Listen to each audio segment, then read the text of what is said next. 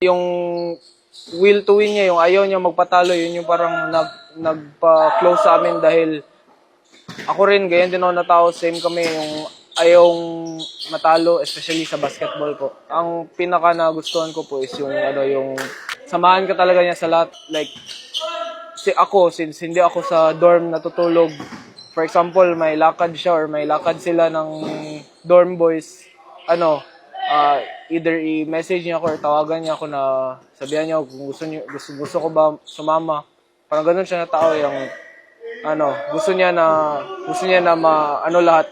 Gusto niya sabay lahat sa walang iwanan. Mahilig siyang mag-encourage sa amin if napapagod na kami or natatalo yung team namin sa training.